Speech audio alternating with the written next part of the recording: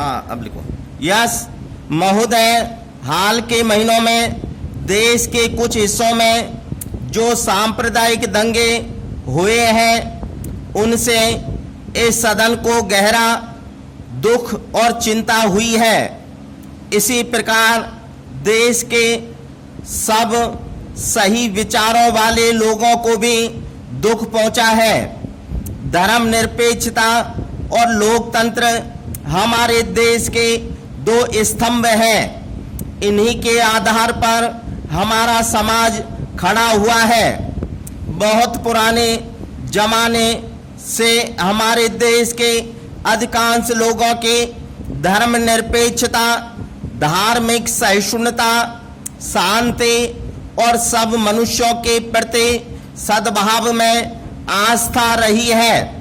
इस कारण से यह स्पष्ट है कि कुछ स्थानों पर सांप्रदायिकता की जो भावना दिखाई पड़ती है और जो हमारे समाज के कुछ छोटे हिस्सों को प्रभावित करती है और जिससे सांप्रदायिक भावना भड़कती है या फूट फैलती है, तनाव पैदा होता है और हिंसा होती है, उससे हमारे देश के लोग बहुत उद्विग्न और चिंतित होते हैं। यह संतोष की बात है कि जिन इलाकों में यह घटनाएं घटी वहां सामान्य लोग, चाहे वे किसी भी जाति के क्यों नहीं थे, पूर्ण सद्भाव और शांति के वातावरण में रहते रहे।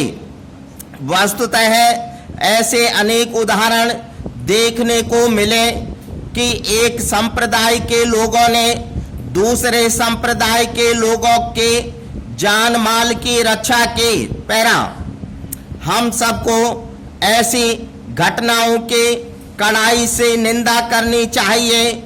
मुझे विश्वास है कि यह सदन इन घटनाओं की निंदा और भर्त्सना करेगा और उन लोगों के प्रति मेरे साथ मिलकर सहानुभूति प्रकट करेगा जो पथभ्रष्ट लोगों की हिंसा और अपराधों का शिकार बने हैं। जैसा कि सदन को विदित है, सरकार ने हाल में इन घटनाओं की जांच के लिए एक आयोग नियुक्त किया है।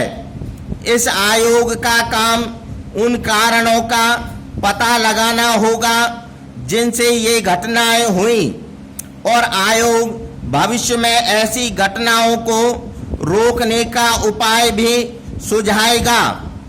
भारत को संसार का सबसे बड़ा मिला जुला समाज होने का श्रेय है और यहाँ अनेक महान और प्राचीन धर्मों के अनुयायी रहते हैं। सांप्रदायिकता एक ऐसी बुराई है जो मनुष्यों में फूट डालती है और समाज के टुकड़े कर देती है।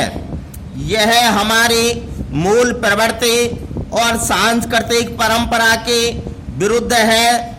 हमारे देश की एकता और अखंडता के लिए खतरा है और हमें देश की एकता को सबसे अधिक महत्व देना चाहिए। पैरा, भारत की नागरिकता में देश के सब लोग हिस्सेदार हैं।